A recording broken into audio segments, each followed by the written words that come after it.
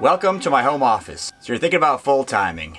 We've been full timers for 2 years, and I want to talk about some of the things we did right and some of the things we did wrong. And hopefully you won't make the same mistakes. I'm sitting in my home office right now. We're full timers, been doing it over 2 years. I want to talk about some of the things we learned, some of our misconceptions and mistakes, and some of the things that we did right. First thing we learned painfully was how healthcare works while full timing. So unless you've got regular Medicare, your healthcare policy doesn't follow you when you're full timing as easy as you think. So you definitely want to do some homework on that one. Next thing is going to be internet on the road. You think we all have these things, right? Get internet. But if you're trying to work from the road and you need heavy internet access, the cell phones just don't always cut it. So when we are at a place like we are now, we try to get whatever internet we can. If we're there going to be a couple weeks or a month, we try to get something a little faster than the cell phones because it just doesn't work well enough for traveling and working. The next thing we learned the hard way is you don't really know all the stuff you're going to need full timing until you do it. We RV'd casually before and we started full timing. We bought all this extra gear that we probably didn't need. So we spent a lot of money on things that after about a year we realized going through the bays that we don't need this stuff, and it went by the wayside. That was an important lesson learned. Expensive, but we realized there's certain things we just thought we need that we didn't. Getting mail on the road. Now that can be tricky. There is mail forwarding services. What we've done is we have got to go to a family member. So it goes to a family member, they scan it, send it to us. In the event it's a package, right? We try to get it sent to where we're at, but a lot of campgrounds don't want you sending packages to them. So now you end up with a problem, right? Where are you going to get the mail? So general mail as much as email as we can, and then packages, whether it be Amazon, something like that, we try to get it to where we're going. Or again, we try to get a family member to send it to us. And if we're going to be at a location long enough, we have had it sent that location with talking to the campgrounds and the hosts. Big question a lot of people have is, what kind of rig should you get? You know, should you get a motorhome? Should you get a fifth wheel? What kind of rig's going to work? Well, that's going to be dependent on your lifestyle. For us, we end up with a motorhome. 2001, it was an older Prevost conversion, and it works for us. Didn't cost any more than, say, a used Class A, but coming with an older motorhome, what do you get? You get a lot of maintenance.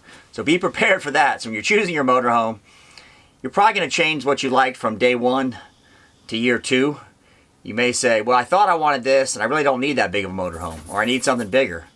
So that's something you definitely want to consider when you're thinking about going full timing. And we're happy with what we've got, so we've been very lucky that way. Now, working on the road's a whole other animal in and of itself. There's a whole bunch of tax things surrounding that. But while working on the road, if you're doing electronically, all right, so you're doing some kind of e-work, we are Florida residents, so we don't have Florida taxes. But if you go working in different locations, so say you're in Texas, California, and then Washington, all of a sudden what happens? You got tax return required from those states. So you have to look out for that. But for us working on the road, since we both, myself, I do it remotely, my wife works in healthcare, so we end up filing a lot of state tax returns that you really want to consider while you're doing this. We chose the full-time RV for probably one specific thing that most people are looking for, but the number one reason was freedom, right? We're free to travel when we want, go places we want, and the first couple of years, the first year in particular, we traveled a lot. Put a lot of miles on the rig, we got to see a lot of places. But what we found is we tended to slow down. So we're not traveling as much. We do a lot of traveling now where we leave the RV and we'll get on a plane and go somewhere. Say it's a 4-day trip. Just because it tends to be easier. So we're not always taking the RV places. But I can tell you the big thing that's made a difference is after we sold our home, the maintenance and the to-do list has gone significantly down. That's been a huge benefit of the RV life for us, at least for me. It's not having to worry about, is the pool pump broken? Is the lawn mowed in the house we're not at? That's a definite plus when you're thinking about full timing. Security on the road. Now, how do you handle that one, right?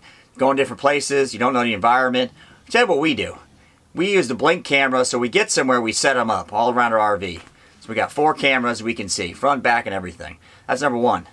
Number two, where states we can, lawfully carry a firearm. That's individually, but that's the way we do it. Next thing is we try to do a lot of homework to where we're going in advance to know things that may not be the best place to stop. The last thing regarding security is we always make sure at night, and if we're leaving, everything's buckled up inside the RV. Because we have been places and we had a bicycle stolen, some other things that you wouldn't guess to be stolen, but it was. You don't want that headache. A home base. We found a home base is really great, especially what had been going around the world with the virus, that we had a home base to go back to. Now, it wasn't a house, but we had a place we could park in the event we had to get back to a place. We had to get off the road. Let's just say, for example, there was a health issue. So we had a home base we could go. So we go to a family member's house, we got it set up, we can plug in, get water and dump. So we found a home base really important, even as full-timers, just in the event there was a need to be in an area for a significant amount of time. Get a lot of people ask questions about maintenance on these rigs. So I tell you what we've learned about it. The maintenance on these is no different than a house, except you can't ignore it, right? You're going to learn how to become a handyman pretty quick, because when you put RV mechanic in front of something, they're just not as good as what your expectation is on your house. It's hard to get people automatically assume you're on vacation. You need something fixed on your rig, you can't wait 3 days. You can't go drop it off and go home. So you have to really worry and concern yourself with how you're going to do that. But you figure it out. You have to be flexible. That's the number one thing we've learned after being on the road, is flexibility is really, really important. Traveling with pets, right? Living on the road full-time with pets. It's no different than at home, except that dirt accumulates 3 times as fast. So what we've learned after doing this a while is we tend to sweep every day or every other day, because we've got 2 dogs. And one of them is an English Mastiff, a 200-pound dog, an English Bulldog. So it's great, except you can't let them out the backyard. You do a little more cleanup, and God forbid they get sick, right? You're really in for it. Hey, thanks for watching.